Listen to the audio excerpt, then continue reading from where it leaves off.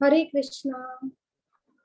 आज के शारदीय नवरात्र जो अश्विन शुक्ल पक्ष की नवमी है और आज के विशेष नवरात्र जो हमारा आखिरी दिन है नवरात्र का, उसे नवरात्र के लाइव सेमिनार के लिए सभी वैष्णवी माता जी उनका मैं स्वागत करती हूँ, उनके चरणों में दंडवत प्रणाम करती हूँ।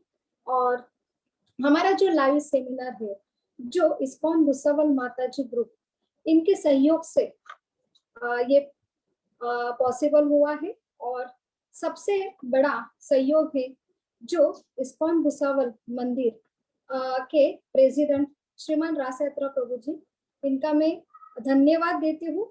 ये मैं बहुत ही भाग्यशाली हूँ कि ये इस पावन नवरात्र उत्सव के लिए यहाँ पे मुझे संधि प्राप्त हुई है कुछ सेवा की। तो हम शास्त्रीय दृष्टिकोण से ये नवरात्र फेस्टिवल क्या है, शक्ति की महिमा क्या है, इसके बारे में हम यहाँ पे गुरु के आशीर्वाद से ही, भगवान के आशीर्वाद से ही यहाँ पे हमने चर्चा आरंभ की है। और ये आज का आखिरी दिन है, तो मैं सबको धन्यवाद देती हूँ कि आपके उत्साह और सहयोग से ही ये नवरात्र जो महा उत्सव लाइव सेमिनार हमने यहाँ पे आयोजित किया है। और इसलिए आज सर्वप्रथम हम आरंभ से भगवान से प्रार्थना, गुरु से प्रार्थना करके यहाँ पे आज का जो नवमी का स्पेशल जो आज का लाइव प्रोग्राम है नवरात्र का सेशन आरंभ करेंगे। ओम अज्ञानतिमिरान्धस्य ज्ञानाञ्जनशलाकया चक्षुरुन्मिलितं येन तस्मै श्री गुरुवे नमः। नमो ओम विष्णुपदाय कृष्णपृष्ठाय भूतले श्रीमते भक्तिवेदांत स्वामी इति नामिने। नमस्ते सरस्वती देवे गौरवाणी प्रचारिणे निर्विशेष शून्यवादी पाश्चात्य देशतारिणे वाञ्छाकल्पतरुभ्यश्च कृपा सिन्धुभ्य एव च पतितानां पावनेभ्यो वैष्णवेभ्यो नमो नमः। जय श्री कृष्ण चैतन्य प्रभो नित्यानंद श्री अद्वैत गदाधर शिवासादि गौर भक्तवृंद। हरे कृष्णा कृष्ण कृष्ण हरे हरे, हरे राम राम राम हरे हरे। मूकं करोति वाचालं पंगुं लंघते गिरिं यत्कृपातमहं वन्दे श्रीगुरु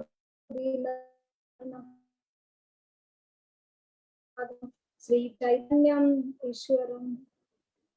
हरे कृष्णा। आज शारदीय नवरात्र का पर्व चल रहा है और आज का नवमी का विशेष दिन है और इसी उपलक्ष्य पे फिर से हम ये नवरात्र महाउत्सव के सेलिब्रेशन के लिए यहाँ पे एकत्रित हुए हैं। और आप सबका मैं स्वागत करती हूँ। सुस्वागतम सुस्वागतम सुस्वागतम। हमारा मुख्य जो यहाँ उद्देश्य है लाइव सेमिनार के कि ये एक शक्ति का त्योहार है और विशेषता ऐसा कहा जाता है कि ये स्त्री शक्ति का त्योहार है। लेकिन शास्त्रीय दृष्टिकोण से हम यहाँ पे चर्चा कर रहे हैं तो ये शक्ति, ये प्रकृति, ये भगवान की एक विशेष शक्ति, ये प्रकृति है। तो ये सारी प्रकृति में जो जीव आते हैं, जीव ये पराशक्ति का एक अंश है, उसमें स्त्री और पुरुष ये दोनों भी आते हैं, इसलिए ये पराशक्ति के अंश है। और इसलिए ये सारे शक्ति का ये महाउत्सव है। तो यहाँ सिर्फ स्त्री का त्योहार नहीं है, यहाँ पे प्रकृति ये स्त्री का रूप है। तो यहाँ के प्रकृति के सारे जीव जो भगवान के शक्ति के अंश है उनके लिए ये विशेष, जो भौतिक प्रकृति में यहाँ पे वास करते हैं उनके लिए ये विशेष त्योहार बोला जाता है नवरात्र फेस्टिवल का त्योहार। तो शास्त्रीय दृष्टिकोण से यहाँ हम चर्चा कर रहे हैं।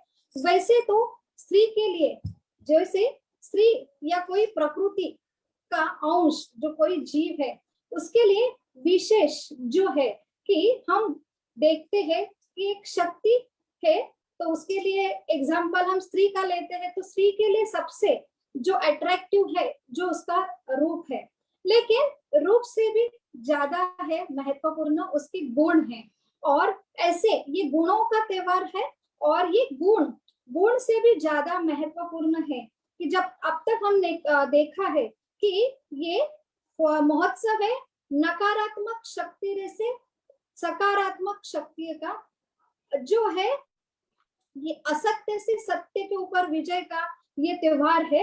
इसलिए जब नकारात्मक शक्ति नष्ट होती है और सकारात्मक शक्ति का उगम होता है, और सकारात्मक शक्ति से हम एक आध्यात्मिक ज्ञान विकसित करते हैं हृदय में, और वही गुणों से भी महत्वपूर्ण है आध्यात्मिक ज्ञान जो भगवान के प्रति शरणागति है और भगवान के प्रति प्रेम का स्वरूप है, जो भगवान के जो जीव है उनका एक नित्य स्वरूप है। और ये जो प्रवास है ये आखिर में प्रेम के अंश पे यहाँ पे समाप्त होता है। तो ये जो सकारात्मक शक्ति से भी गुणों से भी ज्यादा महत्वपूर्ण है हृदय में एक भगवान के प्रति शरणागति, और ऐसे जीव जो सबसे बड़ा उनका जो गहना है, संपत्ति है, वो है इस सहनशीलता हृदय में, एक नम्र भाव और माफ करने की जो वृत्ति है।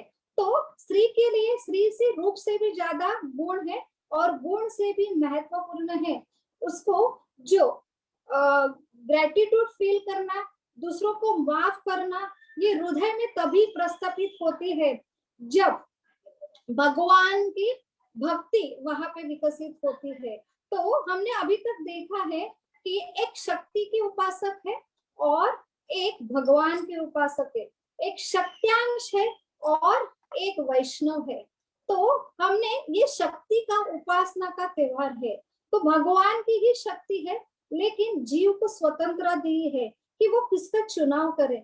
इसलिए हम देखते हैं सनातन धर्म में बहुत सारे देव देवता है और हर एक चॉइस से कोई देवता का अलग अलग देवी का उपासक रहता है। तो यहाँ पे हम शास्त्र में हमें संदर्भ मिलता है कि ऐसा क्यों, एक ही अगर सृष्टि है, एक ही सृष्टि के नियम है और ये सृष्टि में रहने वाले जीव है, तो यहाँ पे ऐसे अलग अलग श्रद्धा कैसे निर्माण होती है। तो हम अगर अपने तर्क से अगर समझना चाहे तो अभी तक हमने जो कथा डिस्कस की 8 दिन में, वो कथा सिर्फ जैसे हम त्योहार का पर्व अगर मनाते हैं तो हमेशा स्वरूप रहता है, एक विधि, पूजा विधि रहती है और एक कथा श्रवण करने की विधि रहती है, कथा में एक स्टोरी रहती है। तो हम सिर्फ जो श्रद्धा है, भाविक है, वो बहुत ही श्रद्धा से पूरा विश्वास से वो कथा श्रवण करते हैं। लेकिन आज जो आधुनिक नई पीढ़ी है वो सिर्फ अगर कथा सुनते हैं तो उनके जो फिलोसॉफिकल संबंध ज्ञान अगर उनमें नहीं है तो वो उसे भावुकता का नाम देते हैं। तो ऐसे ही हम देखते हैं आज जो आज आधुनिक जो हमारी युवा पीढ़ी है उनके प्रति आजकल के जो हमारे जो सनातन विधि या फेस्टिवल आते हैं उसमें स्पेशली हम मजा लेते हैं, या गणपति का महोत्सव है तो वहां पे हम इकट्ठा आके अलग अलग एक्टिविटी का मजा करते हैं। जब नवरात्र त्योहार आता है तो हमारा जो सेंटर रहता है दांडिया खेलने का, तो हम जो एक त्योहार का जो स्वरूप है वो सिर्फ हम खुद के एंजॉय के लिए खुद केंद्र बिंदु होके वो स्वरूप आज धारण कर रहे हैं, लेकिन इसका जो सही लाभ होना चाहिए वो हमें नहीं हो पाता। इसलिए हमने ये शास्त्रीय दृष्टिकोण क्या होना चाहिए, हर त्योहार के लिए हम यहाँ पे इकट्ठा होते हैं और शास्त्र के बेस पे यहाँ पे चर्चा करते हैं। तो अभी तक हमने चर्चा की है कि सिर्फ कथा सुनते हैं या विधि हम देखते हैं कि ये आज दिन की ये देवी है, माता है, उसकी ये पूजा विधि है, इससे ये लाभ होगा और उसके बारे में कथा श्रवण करते हैं, लेकिन उसका फिलोसॉफिकल शास्त्रीय अगर तर्क नहीं है तो वहां पे हमें जो संबंध ज्ञान अगर हमें नहीं समझता है तो एक विधि रिचुअल्स सिर्फ कर्मकांड जैसी होती है। तो सही में ये सारे जो सनातन संस्कृति में जो त्योहार आता है उसका एक पर्पस है कि कैसे ये मनुष्य ये जीव जो प्रकृति में भौतिक जगत में अटके हैं वो धर्म अर्थ काम से मोक्ष तक जाए, उसकी सही जो लाभ है कि हम ये समझे कि ये संसार में हम अटके हैं।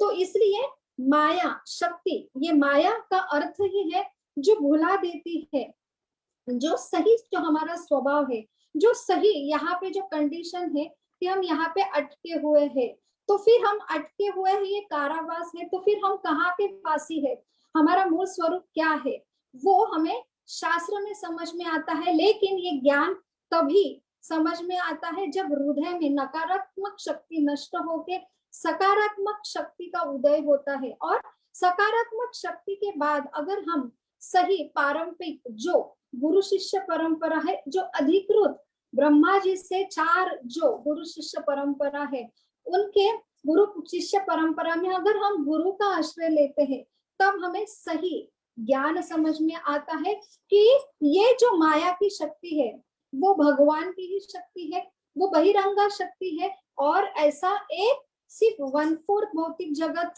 ये है, वहां पे अलग अलग देव देवता की कंट्रोल होता है। और ऐसे ये कामी जो काम की इच्छा से, खुद भोग करने की इच्छा से ये जीव यहाँ पे इकट्ठित हुए हैं, और ऐसे ही जीव को यहाँ पे रहने के लिए सारा प्रबंध भगवान स्वयं करते हैं। लेकिन ये उनकी जीवों की इच्छा है, और ये अलग अलग देव देवता के नियंत्रक देव देवता यहाँ पे भगवान यहाँ पे ब्रह्मा जी द्वारा भौतिक प्रकृति की निर्माण करते हैं। तो बहुत ही डिफिकल्ट है एक जीव को ये समझना, अगर बिना शास्त्र और बिना गुरु की कृपा हो। तो इसलिए हमारा जो विशेष त्योहार का ये विशेष पर्व चल रहा है, उसका विशेषता हमारी जो शास्त्रीय दृष्टिकोण है, और शास्त्र में हम भगवत गीता यथारूप श्रील प्रभुपाद के द्वारा जो है वहां पे, और भागवतम के जो संदर्भ है, जो अलग अलग कथा है, जो ये महामाया जो अलग अलग पार्वती शंकर जी इनके बारे में जो कथा आती है, और वही एक शक्तिपीठ जो अलग अलग है और अलग अलग पार्वती के रूप है, उनके संदर्भ में यहाँ पे हम चर्चा करते हैं। और हमारा मुख्य जो लक्ष्य है कि इनका एक सार हम समझे, और सबसे बड़ा सार समझने के बाद हम अपने व्यवहार में उतारे।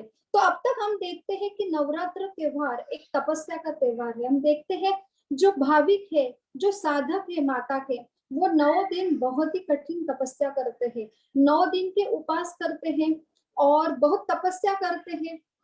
तो ये सारी जो तपस्या है, वो अगर उसका जो फल है वो प्रेम में कन्वर्ट नहीं होता है, तो सारा जो है कि हम तपस्या करते हैं, लेकिन तपस्या से हम देखते हैं कि अलग अलग तपस्या से असुर वृत्ति बढ़ती है। हम अगर भगवान केंद्र बिंदु नहीं है, सिर्फ शक्ति हमें गैदर करना है, हमें भुक्ति चाहिए, हमें मुक्ति चाहिए, हमें अलग अलग कामना चाहिए, तो हम अगर ये धारण करते हैं, शक्ति की उपासना करते हैं, लेकिन जहाँ पे शक्तिमान जो शक्ति के पति है, स्वामी है, अगर हम उनके बिना सिर्फ शक्ति गैदर करते हैं, तो ऐसी असुरी प्रवृत्ति का निर्माण होते हैं। इसलिए भगवत गीता में भी संदर्भ आता है कि भगवान भगवत गीता में 17वें अध्याय में ऐसे ही क्वेश्चन अर्जुन भगवान से कहते हैं कि जो शास्त्र के विधि विधान द्वारा अगर श्रद्धा विकसित नहीं करते हैं, तो ऐसे श्रद्धावान लोगों का क्या होता है, जिसे रजोगुणी तमोगुणी श्रद्धा कहते हैं। तो हम ऐसी श्रद्धा यहाँ पे देखते हैं कि जैसे बलि की प्रथा आती है, काली की पूजा में बलि दिया जाता है, तो सही में ये एक प्रकार की श्रद्धा है, लेकिन वो सही शास्त्र के बेस पे नहीं है, वो रजो तमोगुणी का एक श्रद्धा का विभाग है। और ऐसे लोगों का बाद में क्या होता है, तो इसका विवरण हमें शास्त्र में मिलता है।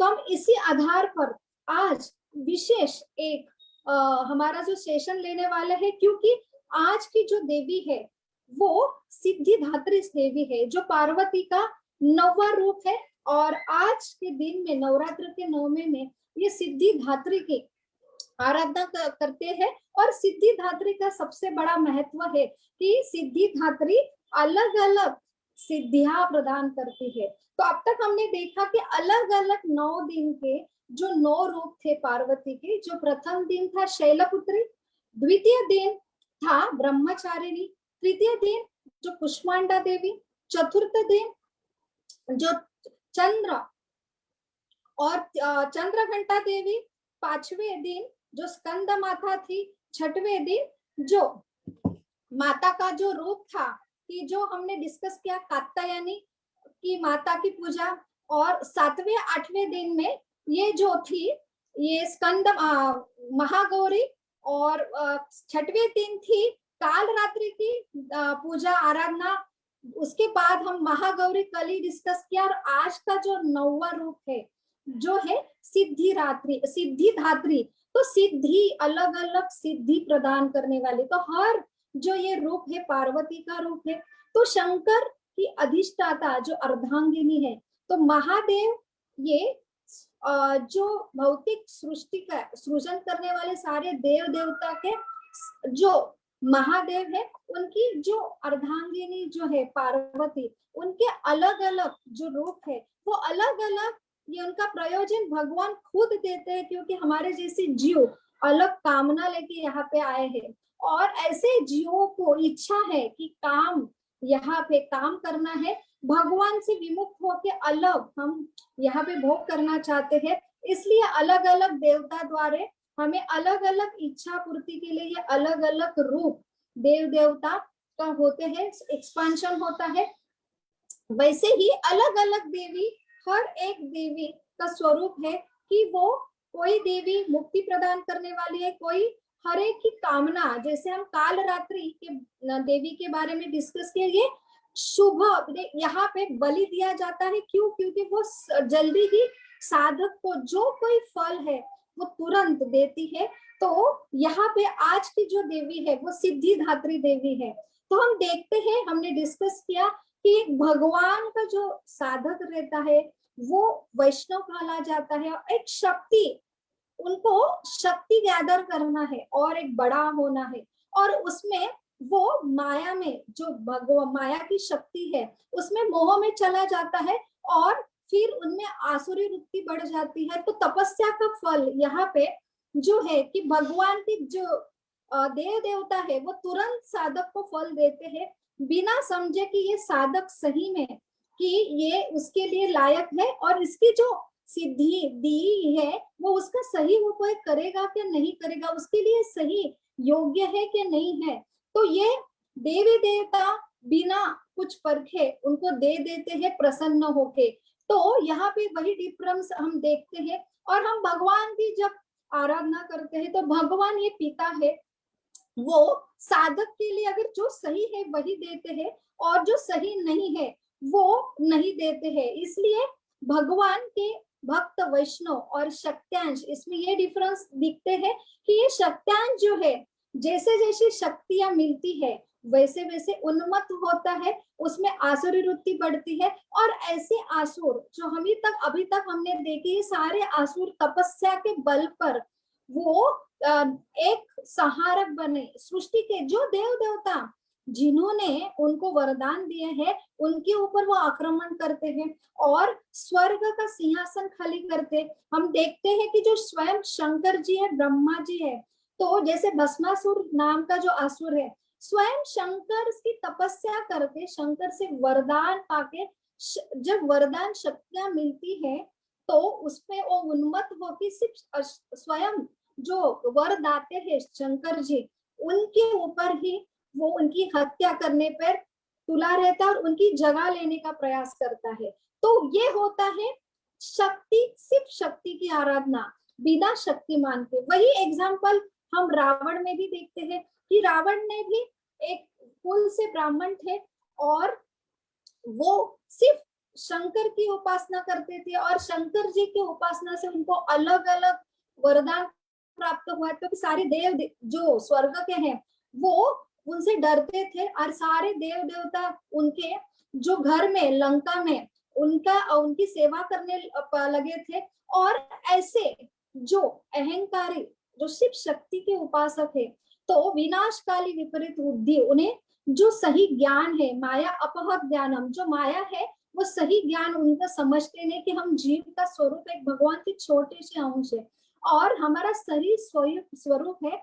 हम जब भी आनंद और शांत हो सकते जब हम भगवान की शरण लेते और भगवान से एक सेवा के लेवल में हम भगवान से एक एकत्रित होते हैं भगवान की सेवा में, जो हमारा वही स्वरूप है। तो उसके लिए नम्रता होनी जरूरी है। और हम शक्त्यांश, जो शक्ति के उपासक है, रावण जैसे वो विनाशकाली विपरीत बुद्धि, बहुत अहंकारी होते हैं, स्वयं जो भगवान की अर्धांगिनी है, जिनका अपहरण करते हैं, सीता के अपहरण की वजह से उनका जो होता है कि हम देखते हैं कि 9 दिन का ये त्योहार के बाद 10वें दिन दशहरे का पर्व आता है। और दशहरे के दिन जैसे माँ दुर्गा ने 9 दिन महिषासुर का जो संहार किया और वध हुआ, वैसे ही ये 9 दिन रावण का संहार हुआ। और आखिरी दिन में राम जी जो विजयी हुए, उनके ही विजय उत्सव आज 10वें दिन मनाया जाता है। इसलिए अभी तक हमने चर्चा की, ये सारे तपस्या का जो फल है, जो अल्टीमेटली हमने राम तक लेके जाना चाहिए। अगर सारे तपस्या का फल हम भगवान के भक्ति में अगर नहीं जाते हैं, तो वो व्यर्थ जैसे है कि आराधित तो जो हरि, सिर्फ हम हरि की उपासना करते हैं और तपस्या नहीं करते हैं, तो तपस्या की जरूरत नहीं है। लेकिन हम तपस्या करते हैं, लेकिन उसका अगर फल हरि तक, हरि के भक्ति तक नहीं जाता है, तो ऐसी तपस्या व्यर्थ है। क्यों? क्योंकि हम ऐसे आसुरी बन जाते हैं, और आसुरी ऐसे जो जीव को नष्ट करने के लिए स्वयं दुर्गा प्रकट होती है। और हम देखते हैं तक जो कथा, सारे जो असुरों के निर्माण इसी, ये शिव शक्ति पाने का जो मूड था, और बिना शक्तिमान का। तो भगवान अगर केंद्र बिंदु नहीं है, तो उसका फल क्या होता है, अभी तक हमने चर्चा की। और यहाँ पे हम आज जो सिद्धि धात्री देवी है, उसके बारे में आज चर्चा करेंगे। और एक विशेष सिद्धियां आज साधक को प्राप्त होती है। तो ऐसे सिद्धियां प्राप्त करने पर साधक का क्या होता है कि जैसे हम शास्त्र से जानते हैं कि हमने देव देवता की उपासना एक कर्तव्य, एक कृतज्ञता के भाव में करना चाहिए। क्योंकि हम 5 ऋण से, जैसे ऋषि का ऋण, देवता का ऋण, कुल देवत का ऋण है, वो भाव से, वो मूड से करना चाहिए, क्योंकि वो हमारे संभाल करते हैं ये मटेरियल वर्ल्ड में। और भगवान से हमको रिश्ता, अगर हमारा मेन जो भाव है कि हम भगवान के साधक है, भगवान के हम दास है, तो जैसे वर्टिकल रिलेशन हम मेंटेन करते, वैसे हॉरिजॉन्टल रिलेशन में सारे देव देवता से और सारे जो जीव है, जो जीव दया उत्पन्न होना चाहिए, सारे जीव दया, उसके ऊपर जो जीवों की रक्षा मेंटेनेंस करने वाले जो प्रशासक है देव देवता, उनके बारे में भी हमारा जो मूड होना चाहिए कि वो बहुत ही रिस्पेक्टफुल है और हमारे से बहुत बड़ा स्तर है। तो हमें एक रिस्पेक्ट होना चाहिए सारे देव देवता के बारे में, तभी भगवान खुश होते हैं। और तभी हम अगर ये मूड में भगवान की सेवा करते हैं, तो अल्टीमेटली सारे देव देवता और स्वयं जो माता है, दुर्गा माता है, जो महाकाली है, जो महामाया, वो अल्टीमेटली प्रसन्न होते हैं। तो अब तक हमने शास्त्र द्वारा ये समझा, जो हमने जड़ भरत की स्टोरी से देखा कि महाकाली जो काल रात्रि है, स्वयं प्रकट होके उनके साधक की हत्या करती है, लेकिन एक वैष्णव है उनको संरक्षण देते हैं।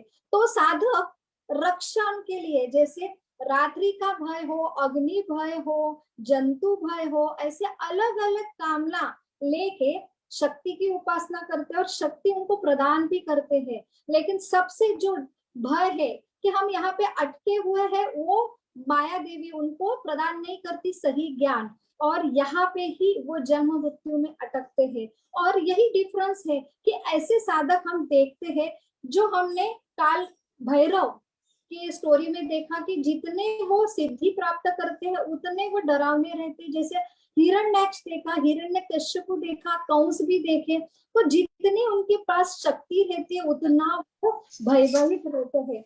वो इसलिए उनको डर रहता है।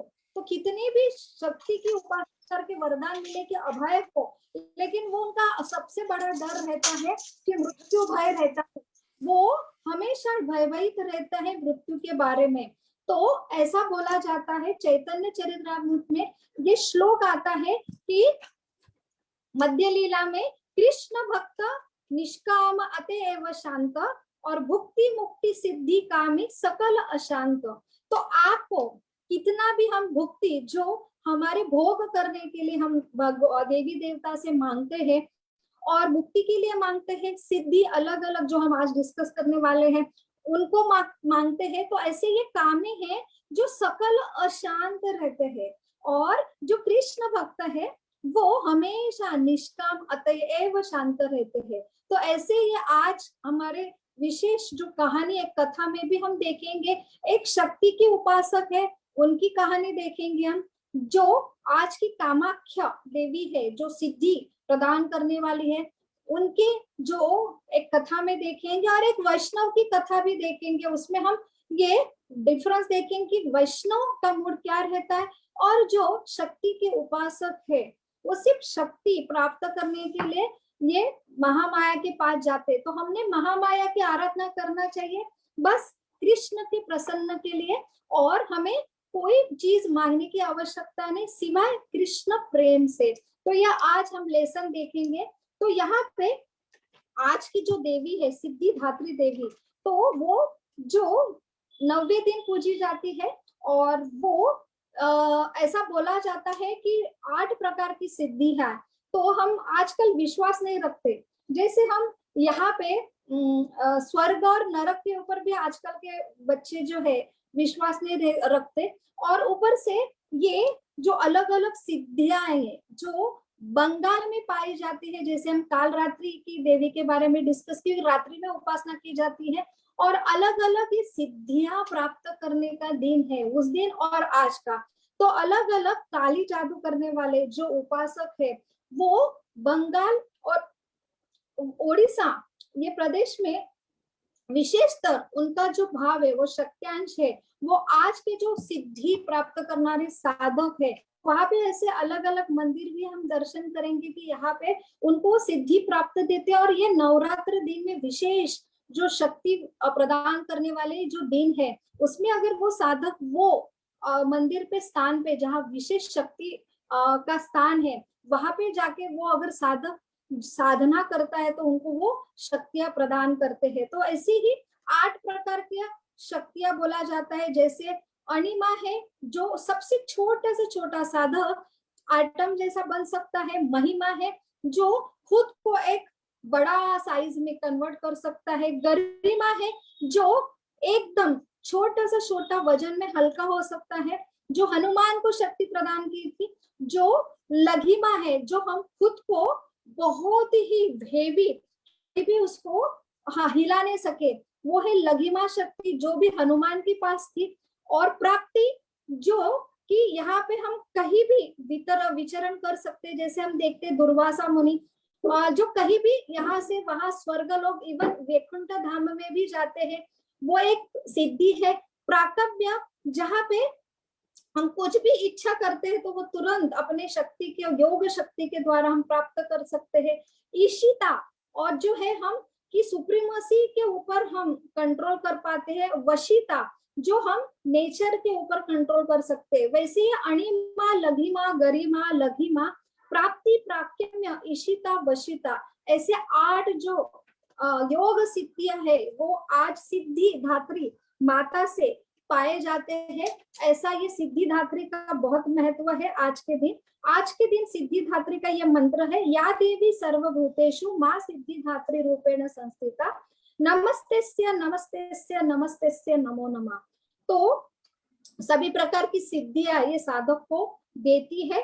और ये जो माता है वो भगवान शिव के आधे अंग से निर्माण हुई है और ये जो है प्रकट हुई है। और ऐसा बोले जाता है कि स्वयं जो शिव जी है वो भी जो अलग अलग सिद्धियां है वो माता सिद्धिदात्री से ही प्राप्त करते हैं।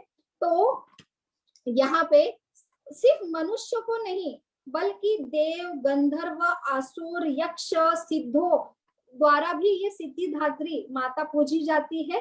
तो यहाँ पे उनका जो नाम गिरा है कि वो अर्धनारीश्वर कहा जाता है भगवान शिव को, क्योंकि अर्धनारीश्वर इसका अर्थ है कि आधे शरीर, शिव के आधे शरीर से ये सिद्धिदात्री का निर्माण हुआ है। तो इनकी वजह से ही सिद्धिदात्री माता की वजह से शिव को अर्धनारीश्वर का नाम मिला है। तो सिद्धिदात्री देवी ये कमल के आसन पर विराजित है और इनकी सवारी है शेर और ये 4 हाथ है उनके। दाहिने हाथ में गदा और चक्र है, बाएं हाथ में कमल का फूल शंख लिए हुए है और उनका जो ग्रह है केतु है। तो यहाँ पे ऐसे अलग अलग सिद्धियां प्राप्त किए जाते हैं अगर साधक ये सिद्धिदात्री देवी की आराधना करते हैं। तो हम आते हैं आज का प्रमुख जो कहानी है कामाख्या देवी की कहानी। नवरात्र महोत्सव है और उसमें कामाख्या देवी के बारे में चर्चा ना हो तो ये विशेष देवी है जो भारत संस्कृति में या शक्ति जो शक्त्यांश है उनके लिए प्रमुख देवी है, जो भुक्ति मुक्ति कामना के और सिद्धि जो कामना करने के हेतु शक्ति की उपासना करते हैं। इसलिए कामाख्या जो मंदिर है और ये बहुत ही अद्भुत मंदिर है, उसके बारे में हम पहले डिस्कस करेंगे। फिर जालंधर मंदिर है, वो भी हम जालंधर की भी एक कथा जो असुर है उसके बारे में भी कथा श्रवण करेंगे और उसके बाद हम आज का ऑनलाइन दर्शन करेंगे। और सबसे जरूरी आज का हमारा प्रयोजन है कि व्यवहारिक जो हम लेसन लेते हैं नवरात्रि का, तो वो है कि जो पार्वती देवी स्वयं एक गृहिणी है और अलग अलग 9 रूपों में वो हमें अलग अलग लेसन देते हैं। जैसे जो सती थी, शुरू में हमने सती की कहानी देखी और सती की कहानी में एक सतीत्व के बारे में, एक स्त्री है तो स्त्री का सबसे बड़ा गहना है सतीत्व।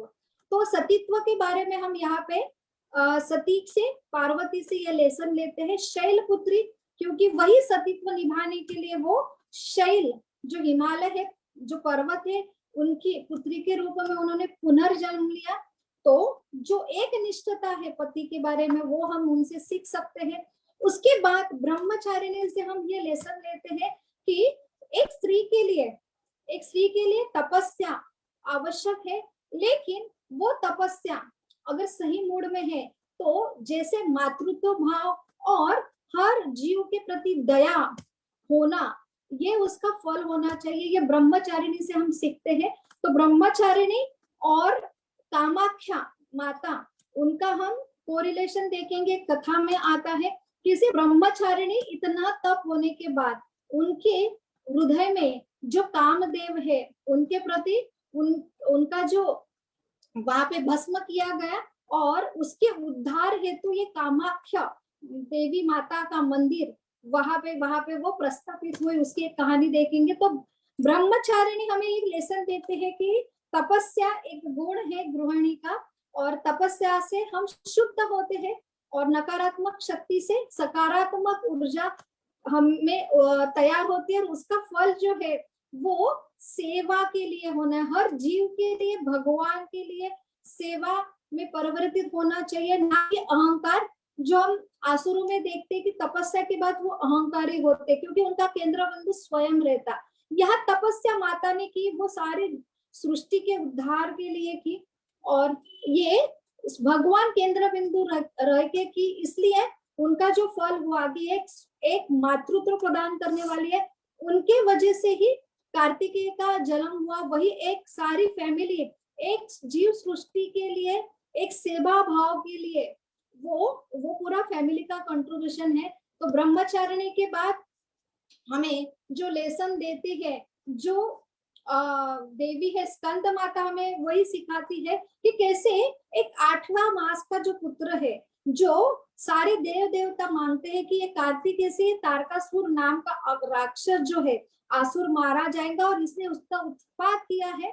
तो यह उनका कंट्रीब्यूशन है, सैक्रिफाइस है। एक माँ इतने छोटे बालक को उनके एक कर्तव्य के लिए सौंप देती है, ये स्कंद माता से हम सीखते हैं। उसके बाद हम जो महागौरी है वो कैसे फैमिली, सारे विविधता में एक फैमिली का सबसे बड़ा हेड रहता है स्त्री, और स्त्री कैसे पति को और पुत्र को और सारे फैमिली को एक जगह रख सकती है, ये उसकी फैमिली स्किल जो है वो हम यहाँ पे महागौरी से सीख सकते हैं। और बाकी जो कालरात्रि देवी है और जो बाकी के रूप है, सिद्धिदात्री है और कात्यायनी जो है, और ये देवी से हम ये सीख सकते हैं कि वो कैसे, कि जो कुछ इच्छा प्रदान करने वाले जो जीव है उनके ऊपर वो कैसे पालन करती है, वो जीवों की इच्छा कंप्लीट करती है। तो जैसे महामाया ये जीवों को कैसे केयर टेकर है उनकी और उनको संभालती है, और माता जो भगवान का ही एक स्वरूप है, लेकिन वो भौतिक जगत में उनको संभालती है। लेकिन सबसे बड़ा जो रोल है कि वो कैसी चीट भी करती है, कि कैसे हमेशा प्रभुपाद कहते हैं कि कैसे ये चुपचाप बूढ़ा बना देती है। ये कारागार में आप सब कुछ जो कामना है आपको सब में दूंगी, लेकिन यहाँ पे ही जीव जो मेन ज्ञान है उसके प्रति मोह में वजह से अंधे रह के यही जन्म मृत्यु के चक्कर में फंसे रहते हैं। तो ये भगवान की एक शक्ति है जो माया के जो माया का आवरण डालती है, वो भी उनका एक स्वरूप है। तो आज हम प्रैक्टिकल लेसन ये लेंगे जो पार्वती माँ के अलग अलग रूप में हमने आज तक डिस्कस किया था। यही प्रैक्टिकल लेसन बहुत ही जरूरी है कि नवरात्र फेस्टिवल में अलग अलग 9 दिन हम अलग अलग कलर पहनते हैं, तो अलग अलग कलर से जो गुण है वो हमने आत्मसात करना चाहिए। हम 9 दिन उपास करते साधना करते हैं, उसका जो अल्टीमेटली फल है कि हम प्रैक्टिकली वो कितना सीखते हैं और कितना हम भगवान की शरणागति लेते हैं और हमें अंदर ऐसे गुण हम विकसित करते हैं। ये सही मूड है नवरात्र फेस्टिवल का। तो आते हैं कामाख्या जो देवी है उसकी कहानी पर। जो हमने ब्रह्मचारिणी की स्टोरी देखी कि ब्रह्मचारिणी बहुत तप कर रही है शिव के प्राप्ति के लिए, और शिव जो है वो सती के वियोग में कठोर तपस्या कर रहे, वैरागी हो रहे हैं। और ऐसा जो उनका बहुत सारे देव देवता प्रयास कर रहे हैं कि शिव जी का जो तप है वो ध्यान है भंग करे, लेकिन सारे जो कोशिश है प्रयास है वो फेल होते हैं। लेकिन जो कामदेव और रति है, क्योंकि बहुत ही जरूरी था शिव जी का ध्यान भंग करना और उनको विवाह के लिए मनाना पार्वती से, क्योंकि उनका ही प्रथम पुत्र जो है उनके हाथ से ही ये तारका नामक सूर जो सृष्टि के लिए संहारक बन रहा था, और इनके हत्या के लिए, वध के लिए, ये पुत्र की निर्मिति के लिए उनका जो ध्यान है वो भंग करना बहुत ही जरूरी था। और ऐसे रति और कामदेव ये जब दोनों भगवान शंकर के सामने नृत्य करते हैं और उनका ध्यान भंग करने की कोशिश करते हैं, कभी भी प्रयास सफल नहीं होता है। तो कामदेव आखिरी में अपना जो काम बाण है वो शिव जी के प्रति जो मारते हैं, और उसका जो फल है कि जो बाण कामदेव का जो बाण है उनका स्पर्श से भगवान शंकर की तीसरी आंख खुल जाती है। भगवान शंकर बहुत क्रोधित होते हैं और वो तीसरी आंख से जो अग्नि आती तेज आता है उसमें वो कामदेव भस्म हो जाते हैं। तो वो देख के रति जो है बहुत ही विलाप कर रही है। अभी ये कहानी में हमने सिर्फ इतना देखा कि देव देवता ऋषि ब्रह्मा जी उनको मना लेते हैं और वो वरदान मिलता है कि वो कृष्ण के अनिरुद्ध जो पुत्र है उनके रूप में आएंगे। लेकिन बीच में जो स्टोरी है उसमें ये जलते हुए कामदेव है, उनको मुक्ति नहीं मिल रही है, वो शरीर से वो तप रहे हैं। और ऐसी ही ब्रह्मचारिणी ये कामदेव का जो तप हो रहा है, उनकी जो स्थिति है उनको देख के उनके हृदय में एक पुत्र के प्रति, जैसे एक जीव है उनके प्रति, वो बहुत ही क्रोधन करते हैं। यहाँ पे शंकर जी तैयार हो रहे हैं, अभी विवाह का प्रस्ताव उन्होंने मान्य कर लिया है। और पार्वती और शंकर का जो विवाह था कि अभी सारे देव देवता, जो महाशिवरात्रि का पर्व आता है जहाँ पे शंकर पार्वती का विवाह होता है, तो ब्रह्मा जी सारे देव देवता यहाँ पे घोषित करते हैं जब आपका पहला विवाह हुआ सती और शंकर का, तब हम वहां पे उपस्थित नहीं हो पाए, लेकिन अभी हम ये जो महादेव और महादेवी का जो विवाह है उसके साक्षी होंगे। बहुत ही बड़ा पर्व होगा, उसकी तैयारी चल रही है। लेकिन माँ पार्वती खुश नहीं है। क्यों? क्योंकि वो कामदेव की स्थिति देख रही है। कामदेव भस्म होने की वजह से वो इतने जल रहे हैं, तप रहे हैं, और ऐसे ये स्थिति देख के वो भगवान से बोलती है कि आप मुझसे प्रसन्न हो, लेकिन एक वरदान मुझे और चाहिए, जैसे आपने विवाह के लिए मान्य किया। लेकिन जब तक ये कामदेव की जो अग्नि है उनका शरीर मुक्त नहीं होता, तब तक मैं ये विवाह नहीं करूंगी। तो ऐसे ये कामदेव के लिए भगवान शिव उनको प्रॉमिस देते हैं कि जल्दी ही ब्रह्मा जी के मदद से ये कामदेव की जो अग्नि है, उनका जो देह है, वो अग्नि में जो तड़प रहे, जो उनका देह है, उनसे उनको जल्दी मुक्ति मिलेगी। तो यहाँ पे वो आशीर्वाद देके बाहर होते हैं, और वहां पे ब्रह्मा जी का आगमन होता है। और ब्रह्मा जी ऐसे कामदेव को कहते हैं कि आप पृथ्वी पे जाओ और ऐसा एक स्थान ढूंढ के निकालो कि वहां पे जो सती थी, अभी हमने पहले सेशन में देखा कि सती का जो जलता हुआ देह है, वो जब रुद्र शंकर जी लेते और उनके एक एक जो अंग यहाँ पे गिरते हैं, उनके आभूषण वस्त्र गिरते, वहां एक एक जो शक्तिपीठ के निर्माण हुआ है। तो वहां पे ब्रह्मा जी बोलते हैं कि ऐसे ही एक पार्ट, सबसे बड़ा जो पार्ट है योनि पार्ट, जो पार्वती की जो योनि जहां पे जो स्थान पे गिरी है, वो अगर स्थान आपने ढूंढ निकाला तो वहां आपको ये शरीर की दाह से मुक्ति मिलेगी, और आप ये देह से मुक्त होके आपको फिर नेक्स्ट आप जन्म ले पाएंगे। और आपके सबसे बड़ा ये हो गया था कि शाप में उनकी जो जो उनकी सिद्धि थी, वो कामदेव थे, वो नपुंसकन हो गए थे, और उनकी जो इनफर्टिलिटी शंकर जी की वजह से हुआ था, तो उनको वो प्राप्ति करने के लिए, क्योंकि कामदेव का मुख्य स्वरूप वही है, इसलिए वो फिर से प्राप्त करने के लिए आप अगर वो जहां पे योनि गिरी है वो अगर स्थान ढूंढ लेते हैं, और वहां पे आपको ये आपका मुक्ति भी होगी, और आपका फिर से जो पुरुषत्व है आपको प्राप्त होगा। तो यहाँ पे अग्नि में तड़प रहे जो कामदेव है, यहाँ वहां बहुत भटक रहे हैं, और यहाँ पे पार्वती देवी भी व्याकुल हो रही है, क्योंकि वो अग्नि में इतने दिन से भटक रहे हैं, अग्नि का ताह ताह हो रहा है, और यहाँ पे स्थान भी नहीं ढूंढ रहे थे। एक जगह नीलाचल पर्वत के पास वो वहां पे आते हैं, और वहां पे वो देखते हैं कि अभी मैं बहुत थक गया हूँ, अभी मेरे से पॉसिबल नहीं, मुझे ये स्थान नहीं मिलेगा और मुझे मुक्ति भी नहीं मिलेगा। हताश होते हैं, बैठ जाते हैं। तभी ये पर्वत पूरा वहां पे कोई वृक्ष नहीं है, कोई वनस्पति नहीं, वहां पे एक छोटी वनस्पति दिखती है। तो उनको लगता है इतने ऐसा पहाड़ पे, वहां पे अचानक छोटा सा ये पौधा क्या है, वहां जाके देखते तो वहां पे उनको वो जो कुछ तो दिखाई जाता है, लेकिन वो देखने के लिए मना करती है। माँ का हाँ योनि है, मैं कैसा देखूं, इससे अच्छा है कि मैं ये अग्नि में तड़प के मर जाऊं, मेरी मुक्ति भी नहीं हुई तो भी चलेगा। ये उनका भाव देख के वो योनि से माता पार्वती प्रकट होती है और उनको आशीर्वाद देती है कि आपको अभी मेरे ही योनि से आपको पुत्र के रूप में आप फिर से जन्म लेंगे, और फिर से आपकी सारे जो सिद्धि है प्राप्त होंगी, और एक आप में माता और आप पुत्र के रूप में वो उनको एक्सेप्ट करती है। और तब से ऐसा बोला जाता है कि कामाख्या देवी वहां प्रकट हुई, वही स्थान है कामाख्या मंदिर का। तो ये कामाख्या जो मंदिर है बड़ा अद्भुत मंदिर है।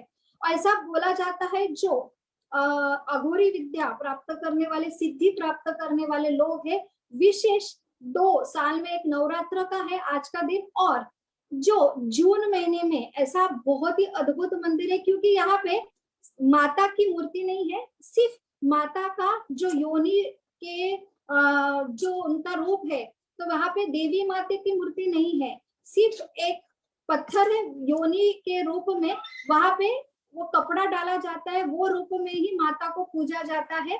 तो ये जो मंदिर है वो गुवाहाटी में स्थित है। लगभग यहाँ पे जो ब्रह्मपुत्र नदी यहाँ पे बहती है, और ब्रह्मपुत्र साक्षात ब्रह्मा जी का पुत्र, और ये भी एक विशेष स्थान है साधक के लिए।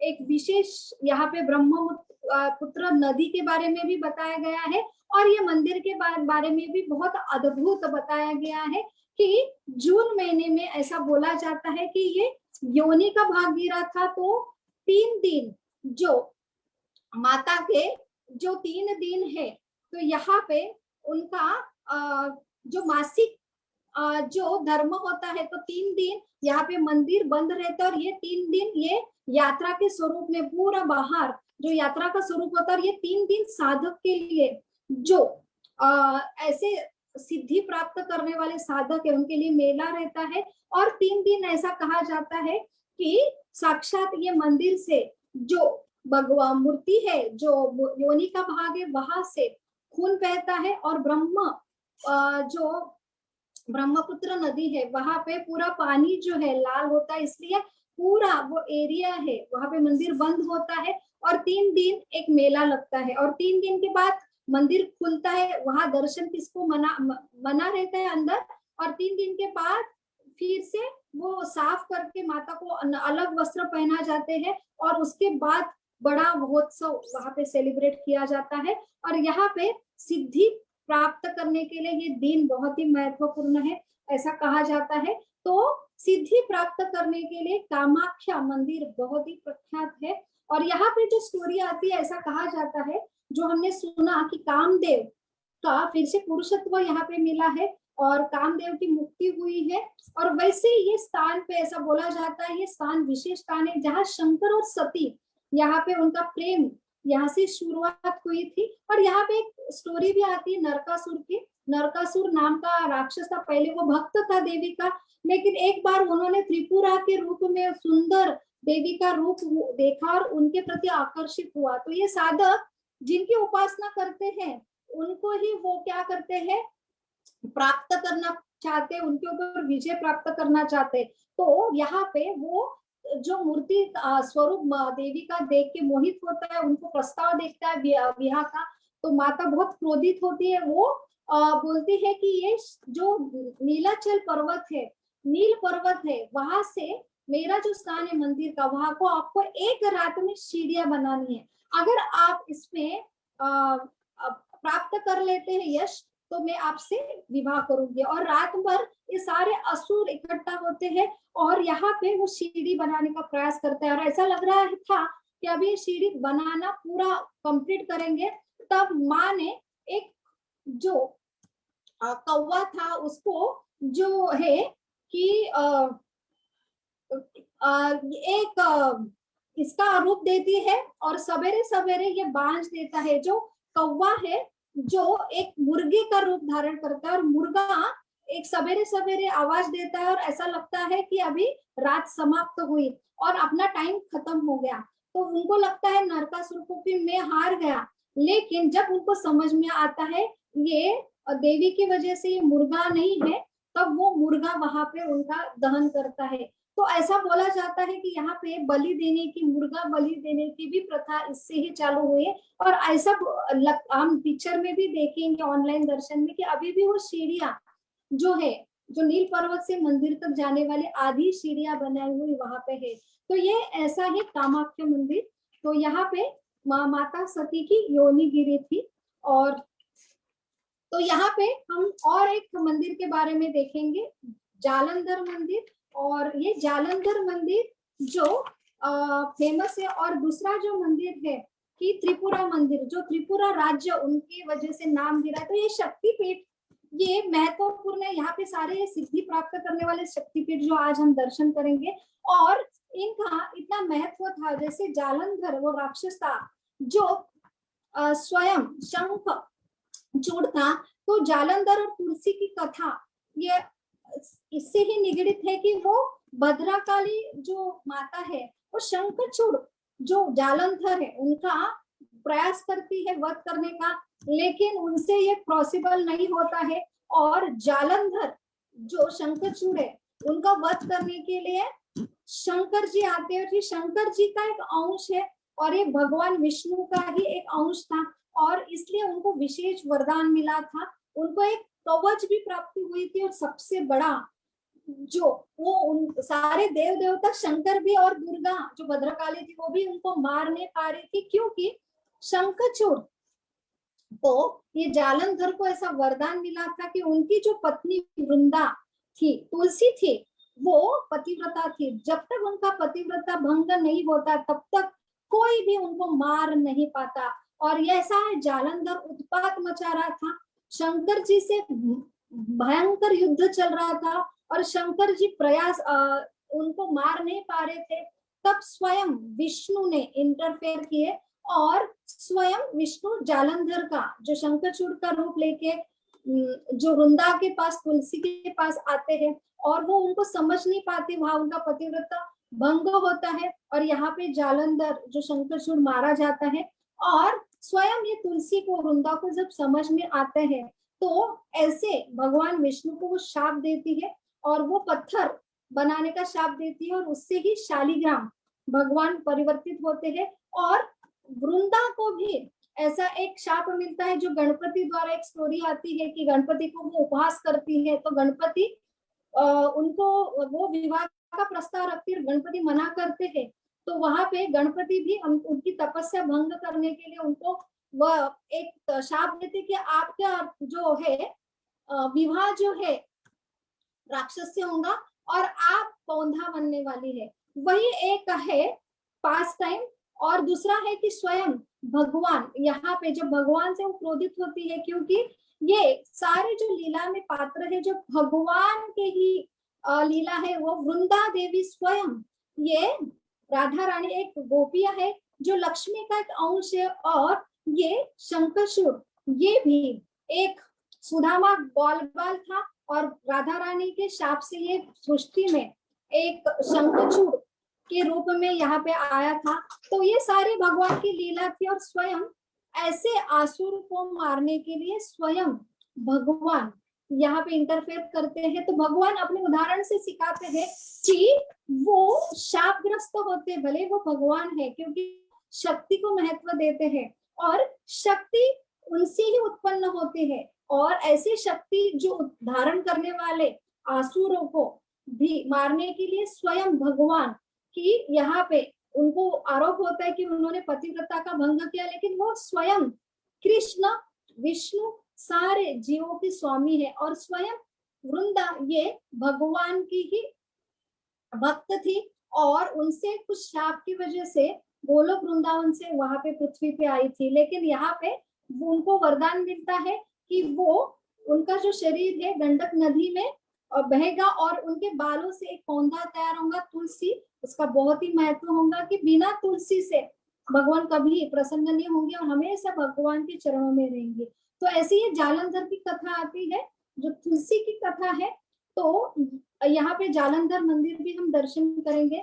तो इनसे आज का जो टेक होम मैसेज है कि हम पूरे नवरात्र में जो डिस्कस किए हैं कि कैसे सिर्फ शक्ति की आराधना करते हैं बिना शक्तिमान का तो क्या हल होता है, और अगर हम शक्तिमान के उपासक है तो हम यहाँ पे जो डिस्कस करते हैं कि छोटे 2 मिनट में कि कैसे ये शक्त्यांश जो दुर्वासा मुनि थे और अम्बरीश महाराज की स्टोरी, वहां पे उनको सारी सिद्धियां प्राप्ति थी, वो ये लोग से वो लोग भ्रमण कर रहे थे। और जैसे अम्बरीश महाराज ये वैष्णव थे, उनसे थोड़ी गलती हुई कि एकादशी का पारना टाइम बीत रहा था और वहां पे जो अतिथि आए थे दुर्वासा मुनि स्नान के लिए गए थे और पानी निर्जल उपवास उन्होंने किया था और ना पारना टाइम समय बीत रहा था और एकादशी के लिए व्रत के लिए वो पानी ग्रहण करते, उनका समाचार जब उनको दुर्वासा को मिलता है तो दुर्वासा मुनि क्रोधित होते। ये सिद्धि जो है सिद्धि प्राप्त करने वाले और ऐसे योगी तब से एक बाल से राक्षस की उत्पत्ति करते हैं और अम्बरीश महाराज को मारने वध करने का संदेश देते हैं। तो वहां पे ऑर्डर देते हैं, लेकिन साक्षात सुदर्शन जी इंटरफेयर करते हैं और वो राक्षस जो है जो उनका वध नहीं कर पाता है और ये सुदर्शन जी दुर्वासा का मुनि के पीछे लगते हैं। और ये जो दुर्वासा है सिद्धि से पूरे स्वर्ग से फिर ब्रह्मलोक से फिर वैष्णव जो वैकुंठ धाम तक चले जाते, भगवान की आराधना करते हैं, लेकिन भगवान बोलते हैं कि मैं भी मेरे जो भक्त है उनके अधीन हो। जब तक आप उनसे माफी नहीं चाहते तब तक सुदर्शन आपका पीछा नहीं छोड़ेगा। और जब सुदर्शन फिर से वो अम्बरीश महाराज के पास आते हैं तो अम्बरीश महाराज उनको माफ करते हैं, क्योंकि वैष्णव बहुत दयालु रहते हैं, और उनको माफी मांगते कि आपकी वजह से मुझे, मेरे वजह से आपको इतनी तकलीफ हुई, इतना दूर भागना पड़ा और इतना तकलीफ हुआ, वही माफी मांगते हैं।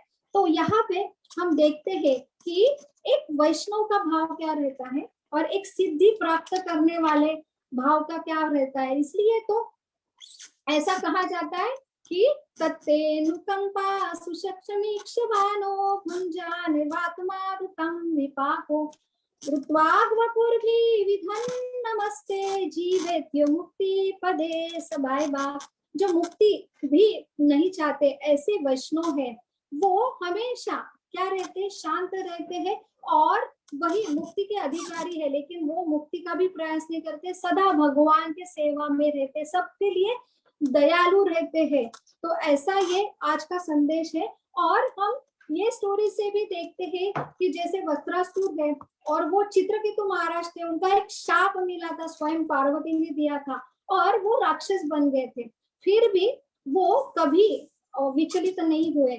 और वस्त्रासुर और इंद्र के जो युद्ध में हम देखते हैं कि स्वयं भगवान के भक्त है, और एक इंद्र जो है प्रशासन के लिए अपने जो अपना जो सीट है, जो सिंहासन है, उसके लिए उनका जो युद्ध होता है, और दोनों का युद्ध में जो फिर भी अगर वस्त्रासुर का वध होता है, वस्त्रासुर का, फिर भी स्वयं जो है कि हम भाव देखते हैं दोनों का कि ये भगवान के आराधना में और भगवान से जो भगवान की मर्जी है। तो यहाँ पे ऐसा बोला जाता है कि नारायण परा सर्वे न कुतच्च न बिभ्यति स्वर्ग अपवर्ग नरकेशु अपितुल्य अर्थदर्शिनी। एक वैष्णव के लिए कोई कामना नहीं, स्वर्ग की प्राप्त हो, नरक की प्राप्त हो, राक्षस के रूप में जन्म हो, फिर भी वो हमेशा क्या रहते हैं, नम्र रहते हैं, कभी अशांत नहीं रहते। और हम सत्यांश देखते वो हमेशा अशांत रहते हैं। तो ये हम आज के पूरे नवरात्र में ये सीखे हैं कि कैसे एक सत्यांश बिना शक्तिमान का क्या होता है, और एक शक्तिमान के जो वैष्णव रहते हैं उनका क्या होता है, उनका भाव क्या रहता है, उनके जीवन का हमने दोनों का परिचय लिया। तो इसलिए हमने सीखना चाहिए कि हमने किस मूड से माता की आराधना करना चाहिए। और हमेशा ये सबसे बड़ा जो हमारा नवरात्र का मूड है कि कल हम दीपोत्सव मनाने वाले हैं, और हम यहाँ पे आप सबको आमंत्रित करते हैं कि जो रावण का संहार करके और यहाँ पे दीपोत्सव मनाने वाले हम जो हमारा इस्कॉन मंदिर भुसावल में जो 5 बजे से 8 बजे दीपोत्सव जो मनाने वाले हैं, इसके लिए आप सबको आमंत्रित करते हैं। स्पेशल दर्शन कीर्तन और वहां पे प्रसाद होगा और बड़ा दीपोत्सव होगा, भगवान राम का जो विजयोत्सव उसके पर्व पे। तो यहाँ पे हम ऑनलाइन दर्शन करके और छोटी सी क्विज करके हमारा आज का जो सेमिनार है उसके लिए विराम देते हैं। तो यहाँ पे हम आज दर्शन लेंगे ऑनलाइन।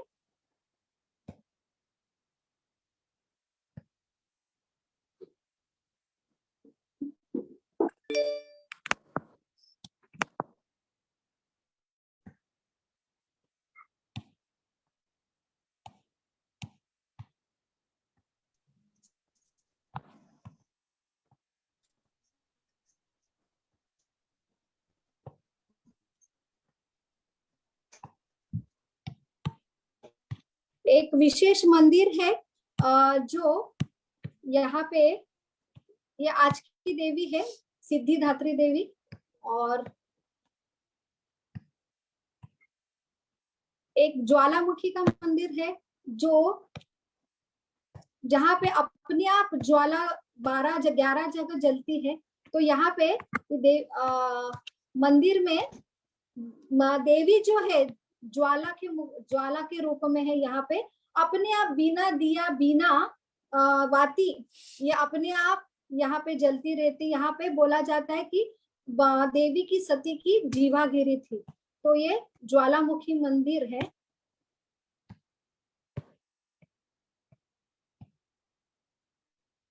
और ये है कामाख्या मंदिर गुवाहाटी का। ये जो आप देख रहे हैं कि देवी की वहां मूर्ति नहीं है, वो उनकी जो योनि के रूप में वहां पे पूजा की जाती है देवी की। ये है जो मंदिर कामाख्या मंदिर, प्रसिद्ध मंदिर। और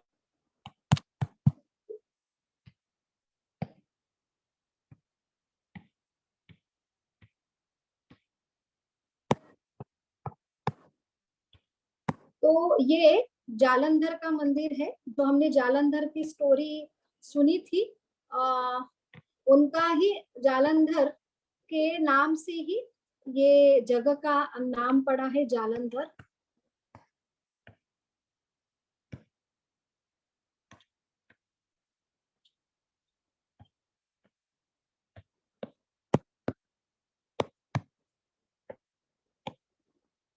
और एक त्रिपुरा मंदिर है, जो त्रिपुरा वहां पे भी सिद्धि प्राप्ति की जाती है। और त्रिपुरा नाम का जो राज्य है, तो वो भी त्रिपुरा नाम की देवी से ही उनको पड़ा है। और ऐसा बोला जाता है कि माँ की सीधे पैर की उंगली का निशान यहाँ पे है। तो उधर जो त्रिपुरा देवी है, धन्य मानिक राजा के स्वप्न में ये देवी आती है और वो वहां पे उनको स्थापन करने के लिए बोलते हैं। तो यहाँ पे 3 शक्तियां प्रमुख रूप से पाए जाते हैं, वो इच्छा शक्ति, ज्ञान शक्ति और क्रिया शक्ति। और यहाँ पे बलि की प्रथा है बहुत ही प्रचलित। तो ये त्रिपुरा का मंदिर, ये भी एक सिद्धिदात्री का ही रूप है। तो अभी आते हैं हम अपने क्विज के ऊपर। हरि बोल। तो आपको 5 क्वेश्चन के आंसर आते हैं, तो आपने हैंड रेज करना है। और हमारा आज का प्रश्न है, पहला प्रश्न है कि 8 जो सिद्धियां है वो साधक को मिलते हैं, वो 8 सिद्धियों का नाम बताइए। 8 जो सिद्धियां हमने डिस्कस की है, वो सिद्धियों का नाम बताएं। आज की जो देवी है, आज की जो देवी है उसकी सवारी क्या है? आज की जो सिद्धि धात्री देवी है उनकी सवारी क्या है? और जो कामाख्या देवी के बारे में हमने सुना था, वो वहां पे ऐसा क्या क्या हुआ था विशेष घटना कि जो कामाख्या देवी का मंदिर प्रचलित है, जहाँ पे अलग अलग घटना हुई थी। ये तीसरा प्रश्न है। और प्रश्न है कि बिना तो हरे कृष्णा। आवाज आवाज आवाज। हरे कृष्णा। जो विजेता घोषित किए जाएंगे आज के, जो आज आवाज नहीं आ रही। आवाज आ रही क्या माता जी? कट हो रही है आवाज। आवाज नहीं आ रही? आवाज कट हो रही है। आवाज कट होता है माता जी। हरी बोल। आवाज आ रही है? आवाज मधून मधून कट होतोय. आत्ताच कट व्हायला लागला का? हो आता जस्ट जात. हो. बोल, आवाज येतोय? हाँ आता येतोय. तो आपका माइक को फिर डिस्टर्बेंस नहीं आएंगे आवाज में। तो जो कामाख्या मंदिर हमने डिस्कस किया, उसमें क्या क्या घटना घटी है उसके बारे में बोलना है। और कामाख्या जो देवी का स्थान पड़ा है शक्तिपीठ के रूप में, वहां देवी का क्या रूपम रूपम रूपम रूपम पटकन पटकन पटकन पटकन करना आणना आणना पटकन। माइक म्यूट करो माता जी। हरे कृष्णा। हाँ हाँ माता जी आवाज नहीं आ रही। तो पहला प्रश्न फिर से बोलती हूँ मैं। सिद्धिदात्री, आज डिफिकल्ट क्वेश्चन है तो हम 3-4 ही क्वेश्चन लेंगे, ध्यान से सुनो। सिद्धिदात्री के बारे में अलग अलग सिद्धियां हमने डिस्कस किया, तो आज अलग अलग जितने पॉसिबल है उतने 8 सिद्धियां का नाम बताओ, जितना हो सकते उतना। और दूसरा सवाल था कि जो 5 की सिद्धिदात्री उनका सवारी क्या है, और तीसरा जो है क्वेश्चन, कामाख्या जो मंदिर हमने डिस्कस की, वहां पे क्या क्या घटना घटी है। और चौथा, कामाख्या जो मंदिर है वहां पे माता का क्या गिरा था। हरे कृष्णा माता जी। हाँ हरे बोला, हरे कृष्णा माता जी। चांस में है, हैंड है हरे तो कृष्ण। गुजर माता जी का। तो हरे गौरी कृष्णा माता जी। माता जी आपको हरे आजची जी देवी आहे तिचं नाव आहे सिद्धिदात्री देवी आणि तिची जी 8 सिद्धी आहेत त्या अनिमा, महिमा, गरिमा, लघिमा, प्राप्ती, प्रातव्य, ईशिता आणि वशिता. आणि देवीचं वाहन आहे शेर. आणि कामाख्या देवीचं जे महत्व आज जे तुम्ही वर्णन केलं, तर ब्रह्मचारिणी देवी आहे आणि शिवप्राप्तीसाठी हे प्रसिद्ध आहे हे ठिकाण. आणि त्या ठिकाणी सती देवीची योनी हे झाली होती. तर कामाख्या देवीच्या मंदिर जे आहे ते गुवाहाटीमध्ये अच्छा रहेगा माता जी सबको। हरी बोल. आवाज येतोय माताजी? हाँ आवाज है, आवाज आपकी आ रही है। आप थोड़ा हिंदी में वार्तालाप करो तो बाकी को भी अच्छा। भाषी को उनको समझ। कामाख्या देवी का जो मंदिर है ब्रह्मपुत्र नदी के पास ही है। वहाँ साक्षात सती देवी जो है इनकी योनि से खून बहता है, जो साल में जून महीने के 3 दिन में यह होता है। और उस समय ब्रह्मपुत्र नदी का रंग लाल रंग का हो जाता है। तो पौराणिक कथा क्या हुआ था वहां पे, ऐसा कौन सी घटना घटी थी वो बताना। वहाँ सती का योनि गिरी थी। अब वो है, हरे कृष्णा हाँ, हरे कृष्णा माता जी। उनको बोलने दो, गौरी बड़गसर माता जी को। बस आपका और लास्ट 1 मिनट का चांस है, आपको बोलना है वहां पे पौराणिक घटना क्या हुई थी।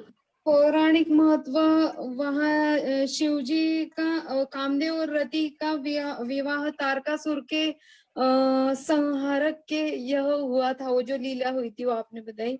और नवरात्रि के 9वीं के दिन यह हुआ था। कामाख्या सती देवी का जो योनि गिरी थी वो इसी नवरात्रि के 9वीं के दिन हुआ था। यह महत्व है। ठीक है माता जी, आपने बहुत सारी आंसर सही दी, थोड़ा सा आधा रह गया है पार्ट। तो आप अभी हम गौरी बड़गुजर माता जी को 3 बार हरि बोल करेंगे। हरि बोल हरि बोल हरि। मनीषा चौधरी माता जी का हैंड रेज है। जो यहाँ पे पौराणिक घटना का महत्व है, जो हमने अलग अलग लीला वर्णन की जो यहाँ पे घटी है, तो आप कुछ इसके ऊपर प्रकाश डालना चाहेंगे। मनीषा चौधरी माता जी, आपका माइक चेक करके बोलो। हरे कृष्णा माता जी। बोलो। हरे कृष्णा। हाँ, माता जी आवाज आ रही क्या? आवाज आ रही है। हाँ, तो ब्रह्मचारिणी माता जी ने तपस्या की थी। फिर शिवजी सती के वियोग में ध्यान के लिए चले गए थे। फिर उनका ध्यान भंग करने के लिए तारकासुर का वध के लिए तारकासुर ने वरदान मांगा था कि शिवजी के पुत्र से ही उनका वध हो। फिर तारकासुर के वध के लिए उनका विवाह करना जरूरी था, इसलिए रति और कामदेव ने प्रयत्न किया कि उनका ध्यान भंग करे। फिर उन्होंने कामबाण चलाया कामदेव ने। फिर कामबाण से तीसरी आंख खुली और शिवजी की तीसरी आंख खुलने से कामदेव भस्म हो गए। फिर रति का विलाप हो गया उसमें। फिर रति के विलाप में कामदेव जलते हैं। फिर सती शंकर जी से वरदान मांगती है कि हमारी शादी तो हो, लेकिन कामदेव की भी मुक्ति होनी चाहिए। तो फिर शिवजी के ब्रह्मा जी की मदद से शिवजी कामदेव को मुक्त करने का प्रयत्न करते हैं। फिर ब्रह्मा जी बोलते हैं कि तुमको माता सती का जो योनि पाठ है वो ढूंढना है, फिर आपको मुक्ति मिल जाएगी। फिर कामदेव भटकते हैं, फिर नीलांचल पर्वत पे आते हैं। फिर उन्हें छोटी वनस्पति पौधा दिखता है। फिर माता पार्वती वहां स्वयं प्रकट होती है। फिर कामाख्या देवी का वो स्थान तब से बना है। और गुवाहाटी में ब्रह्मपुत्र नदी के पास वो स्थान बना है। तो यहाँ पे फिर कामदेव मुक्त हो जाते हैं वहां। और एक आसुर का लीला है, हमने चर्चा की थी, आप बता पाएंगे आसुर का कौन सा आसुर था, क्या हुआ था? और मतलब क्या? हरे कृष्ण। और एक जालंधर की कथा थी। जालंधर वो कौन सा? जालंधर जालंधर की स्टोरी वृंदा देवी जो तुलसी की इसमें आती है, वो अलग नरकासुर। हाँ, नरकासुर है। नरकासुर की स्टोरी नरकासुर है। और ये बहुत ही सुंदर बताया। तो मनीषा चौधरी माता जी और गौरी बड़गुजर माता जी आज के विजेता है। और यहाँ पे और कोई है जो यहाँ पे बोलना चाहते हैं कि आज के ये प्रोग्राम के नवरात्रि के उपलक्ष्य पे यहाँ पे हम महाविजेती है पूरे नवरात्र, मनीषा चौधरी माता जी और धरमगांव से है। बड़े उत्साह से 9 दिन वो शामिल हुई और उनका श्रवण बहुत ही अच्छा है। उन्होंने हर दिन वो विजेता रहे और इसके लिए हम उनको जो कांग्रेचुलेशन देते हैं, शुभकामना देते हैं और उनके लिए स्पेशल प्राइज हम यहाँ पे घोषित करते हैं। जब भी वो भुसावल में आएंगे तो उनको वो प्राइज मिलेगा। तो यहाँ पे हम उनकी जो यश है 3 बार हरि बोल करेंगे। हरि बोल, हरि बोल, हरि बोल। धन्यवाद, धन्यवाद माता जी। तो ये विशेष प्रोग्राम था, इसके लिए आपका सहयोग सबसे मिला और आपके सहयोग से ही ये प्रोग्राम हो पाया हमारा दृष्टिकोण। और इसके उपलक्ष्य पे जो हमारे जो शिक्षा गुरु है जो हमें प्रेरित करते हैं और उनकी कृपा से ही हम यहाँ पे एकत्रित हुए हैं। हम कुछ बोलने का हमने यहाँ पे प्रयास किया है।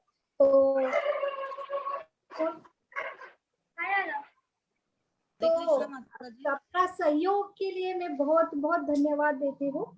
और आपका यहाँ पे आज का जो विशेष सेमिनार यहाँ पे हम विराम देते हैं और हम राधा मुरलीधर मंदिर और राधा मुरलीधर जी से प्रार्थना करते, प्रभुपाद की प्रार्थना करते हैं और दुर्गा माँ से प्रार्थना करते हैं कि हमें वो ऐसी हृदय में शुद्धता दे और हम भगवान की सेवा सबसे बड़ी साधना से जो सेवा और सेवा के बाद हमारे जो सदाचार तक हमारा जो प्रयोजन है वो हमें ले और हम अच्छी सेवा भाव से जो भगवान और सारे जो जीव ये हम उनसे प्रार्थना करते हैं। हरे कृष्णा।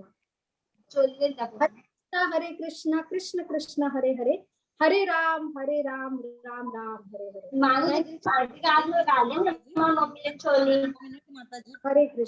हरे कृष्णा माता जी। हाँ बोला।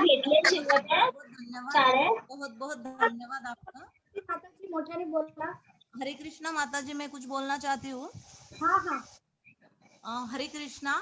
हाँ, बहुत बहुत धन्यवाद आपका कि नवरात्रि के पूरे 9 दिन लगातार आपने हमारे लिए इतना कीमती समय निकाला। आपने हमारे जैसे बद्ध जीवों को भक्ति का मार्ग दिखाया और आध्यात्मिक ज्ञान की ओर हमें कैसे जाना है, नकारात्मक से लेकर सकारात्मक शक्ति हमारे अंदर कैसे आती है, हमें कौन से गुरु का आश्रय लेना चाहिए जिससे हम अध्यात्म के सही मार्ग पर अग्रसर होते हैं, शक्ति का उपासक और वैष्णव भक्त इन दोनों में क्या फर्क है। जहां आपने हमें दुर्वासा मुनि और अम्बरीश महाराज की कहानी भी अच्छे से सुनाई, पार्वती के 9 रूपों का वर्णन भी बताया और कौन सी देवी की आराधना करने से हमें क्या लाभ मिलता है, हम सब बातें आपने हमें बहुत अच्छे से समझाई माता जी। और खासकर आपने हमें बहुत सारे शक्तिपीठों का ऑनलाइन दर्शन भी करवाया।